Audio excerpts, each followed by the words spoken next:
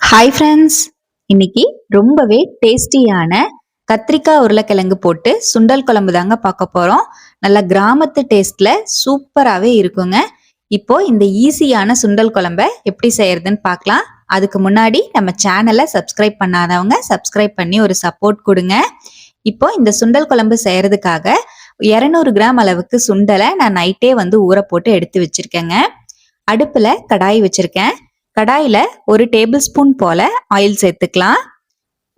1/2 teaspoon போல குருமிளகு add பண்ணிக்கலாங்க. 1 teaspoon போல ஜீரகம் சேர்த்துக்கலாம். 1/4 டீஸ்பூன் போல சோம்பு ஆட் பண்ணிக்கலாங்க. இதோடவே 1 கை அளவு இருக்கிற மாதிரி சின்ன வெங்காயத்தை உரிச்சு ஆட் பண்ணியிருக்கேங்க. சின்ன வெங்காயத்துக்கு பதிலாக நீங்க பெரிய வெங்காயம் கூட சேர்த்துக்கலாம். 1 கட்டி பூண்டை உரிச்சு சேர்த்துக்கலாம்.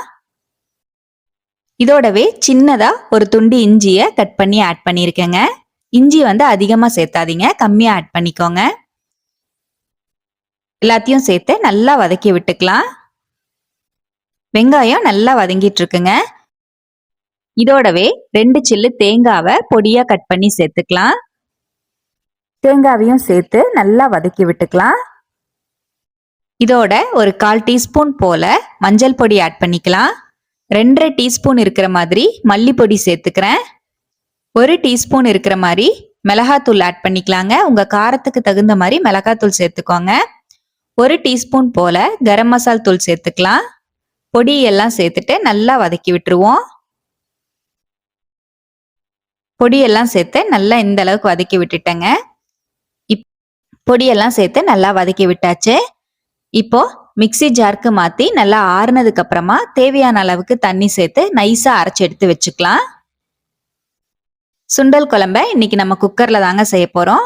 அதுக்காக குக்கரில் ஒரு 2 டேபிள் ஸ்பூன் போல் ஆயில் ஆட் பண்ணிக்கலாம். ஆயில் நல்லா சூடாயிடுச்சு. இதோடவே சின்னதாக 2 துண்டு பட்டை சேர்த்துக்கலாம். 4 கிராம்பு ஆட் பண்ணிக்கலாம். ஒரு பிரிஞ்சி இலை ஆட் பண்ணிக்கலாங்க. ஒரு பெரிய வெங்காயத்தை பொடியாக கட் பண்ணி சேர்த்துக்கிறேன். இதோடவே 2 கொத்து கருவேப்பிலையும் சேர்த்துக்கலாம். கருவேப்பிலையும் சேர்த்துட்டு நல்லா வதக்கி விட்டுக்கலாங்க. இதோடவே ஒரு உருளைக்கிழங்க கட் பண்ணி வச்சிருக்கேங்க, அதையும் ஆட் பண்ணிக்கிறேன். 4 கத்திரிக்காயை நீல வாக்கில் அரிஞ்சு வச்சிருக்கேன், அதையும் சேர்த்துக்கிறேன். 2 மீடியம் சைஸ் தக்காளி பழத்தை ஆட் பண்ணிக்கலாங்க, கட் பண்ணிட்டு. எல்லாத்தையும் சேர்த்து நல்லா வதக்கி விட்டுக்கலாம். இதோடவே 1/4 டீஸ்பூன் போல மஞ்சள் பொடி சேர்த்துக்கலாம். காய் ஒரு 5 நிமிஷம் அந்த எண்ணெயிலேயே நல்லா வதக்கி எடுத்துக்கோங்க. ஒரு 5 நிமிஷம் போல காயை நல்லா வதக்கி விட்டுட்டேன். இதோடவே நம்ம அரைச்சி வச்சிருக்கிற மசால் ஆட் பண்ணிக்கலாங்க. மசாலையும் சேர்த்துட்டு நல்லா அந்த ஆயில்லையே வதக்கி விட்டுக்கலாம். ஒரு 2 நிமிஷம் அப்படியே ஸ்லோ ஃப்ளேம்ல விட்டு நல்லா வதக்கி எடுத்துக்கோங்க. இப்போ ஒரு 2 நிமிஷம் போல மசால் வதக்கி விட்டுட்டேன். நம்ம குழம்புக்கு தேவையான அளவுக்கு தண்ணி சேர்த்துக்கலாங்க. மிக்சி ஜாரை அலசி நான் ஒரு 2 கப் போல தண்ணி சேர்த்திருக்கேன். 1 டீஸ்பூன் போல கல்லுப்பு ஆட் பண்ணிக்கலாம். உப்பு சேர்த்து நல்லா கலந்து விட்டுருவோம். அவ்வளோதான். இதோடவே நம்ம ஊற வச்சிருக்கிற சுண்டல் சேர்த்துக்கலாங்க.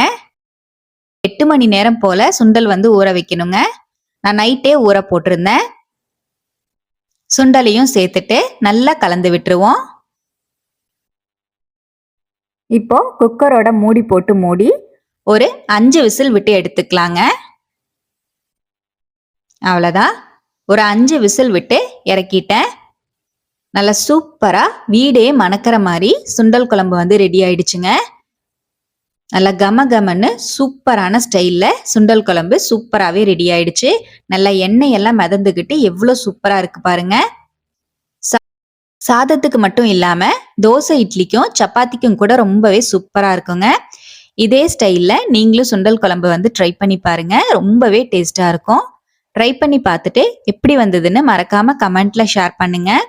நம்ம சேனலை இப்போதான் ஃபர்ஸ்ட் டைம் பார்க்குறீங்கன்னா ப்ளீஸ் சப்ஸ்கிரைப் பண்ணி ஒரு சப்போர்ட் கொடுங்க. லைக் பண்ணி ஷேர் பண்ணி கமெண்ட் பண்ணுங்க. Thank you friends. பாய்.